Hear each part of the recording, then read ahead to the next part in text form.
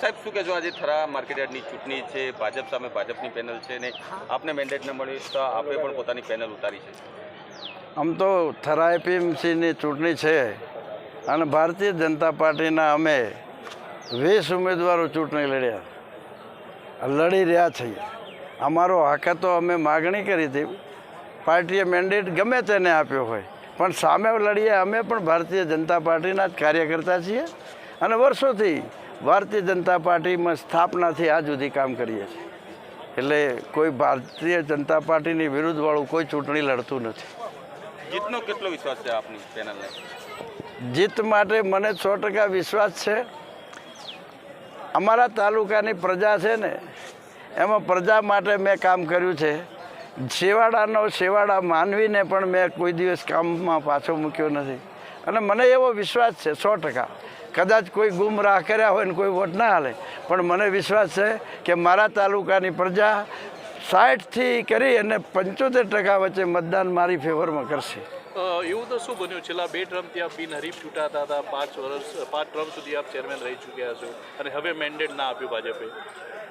એવું કાંઈ પેલું નથી, પણ અત્યારે શું રાજકીય શક્તિઓને નાની મોટી કરવા માટેનો પ્રયત્ન ચાલતો. આજે કોઈ પણ પાર્ટી હોય તો કોઈ શક્તિશાળી નેતાને નાનો કરવા માટે અંદરો અંદર ખટપટો ચાલતી હોય. એટલે આ ચૂંટણી કોઈ એક દિવસથી ચાલતી નથી, એક મહિનાથી ચાલતી નથી, 1 વર્ષથી ચૂંટણી ચાલી રહી છે. 1 વર્ષ પહેલાં હું ચૂંટાયેલો હતો અને વહીવટદાર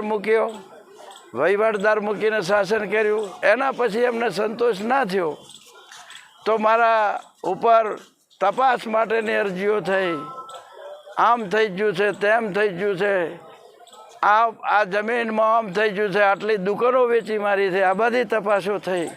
પણ તપાસોમાંથી પાર ઉતરી ગુજરાત હાઈકોર્ટે મતદાન માટેની તારીખ આપી અને જે તારીખ આપી હતી એ તારીખના 5 દિવસ પહેલાં 32 મંડળીઓનું મતદાન બેંક દ્વારા ધિરણ કરી અને બોગસ રીતે મતદાર યાદીમાં દાખલ કરી છે. મને તો 100% વિશ્વાસ છે આ તાલુકાની પ્રજા ઉપર કે 630 મતનો વધારો કર્યો છે એ લોકોએ બોગસ રીતે.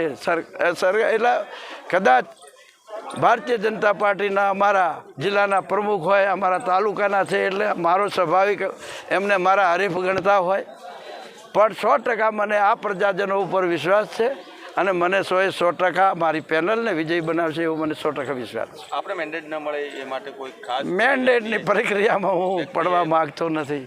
હું તો 1980ની અંદર એકલો કાર્યકર્તા હતો, આ તાલુકામાં એકલા કામ કરેલું અને એમ કરતાં આજે મારા સમયે હું પ્રમુખ હતો એ સમયગાળાની અંદર સંસદ પણ જીત્યો છું, તાલુકા પંચાયત ભાજપની બનાવી છે, જિલ્લા પંચાયત ભાજપની 5 સીટો જીતેલો છું અને ધારાસભ્ય તરીકે મેં મગનસિંહ વાઘેલા ચૂંટ્યા પછી મેં પ્રમુખ પદ રહ્યો છું. સળંગ 80થી કરી અને મગનસિંહને ધારાસભ્ય બનાવ્યા, હરિભાઈને સંસદ બનાવ્યા, ત્યાં સુધી મેં પાર્ટીના પ્રમુખ તરીકે કામ કર્યું.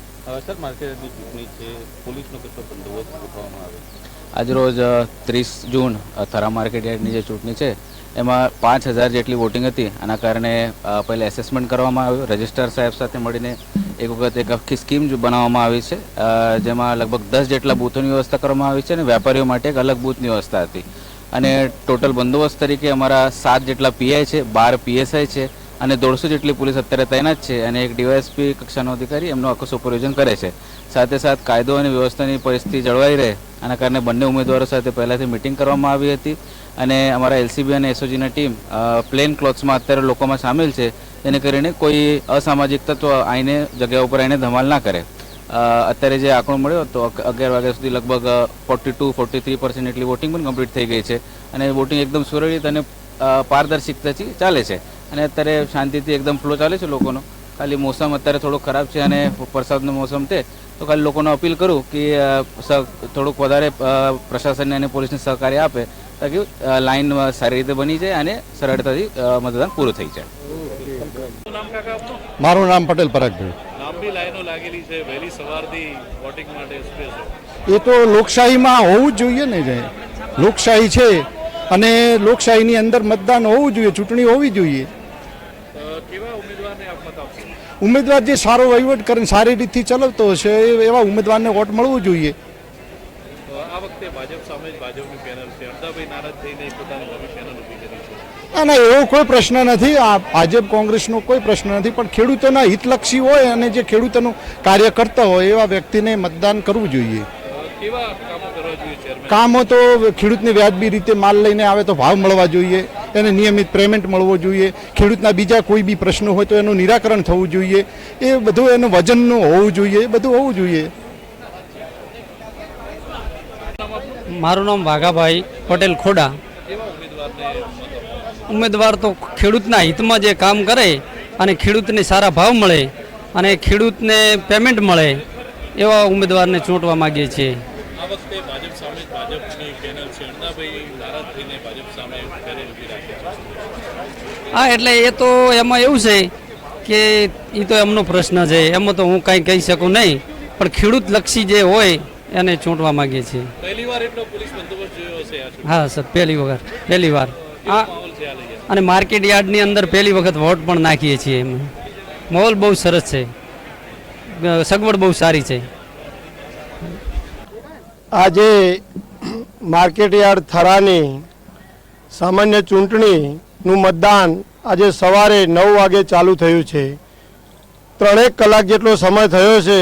લગભગ ખેડૂત વિભાગમાં 4800થી મત વધારે છે, તો 50%થી ઉપર મતદાન થઈ ગયું છે. એ જ દર્શાવે છે કે ભારતીય જનતા પાર્ટીએ અમને મેન્ડેટ આપી અને પરિવર્તન માટે જે અમને ઉમેદવારો મૂક્યા છે, એટલે લગભગ 15 વર્ષે ચૂંટણીનું મતદાન થઈ રહ્યું છે, છતાં પણ દરેક મતદાર કેટલા ઉત્સાહથી અને એક ધગશથી કે મારે પરિવર્તન જ કરવું છે એના માટે આટલું ઝડપી મતદાન થઈ રહ્યું છે. ભાજપ સામે જ ભાજપના ઉમેદવારો છે. આ વખતે અણદાભાઈને મેન્ડેટ ના આપવામાં આવતા અણદાભાઈએ પણ પોતાની પેનલ ઉતારી છે. શું કહેશો? ભારતીય જનતા પાર્ટીનો કાર્યકર્તા ગમે તે હોય, ભારતીય જનતા પાર્ટીના વિરોધમાં ક્યાંય પણ ચૂંટણી લડે જ નહીં. ભારતીય જનતા પાર્ટીના વિચારો એટલા ઊંચા છે, પણ એમના વિચારોમાં કંઈક ફેરફાર હશે એટલા માટે પાર્ટી સામે ચૂંટણી લડે છે.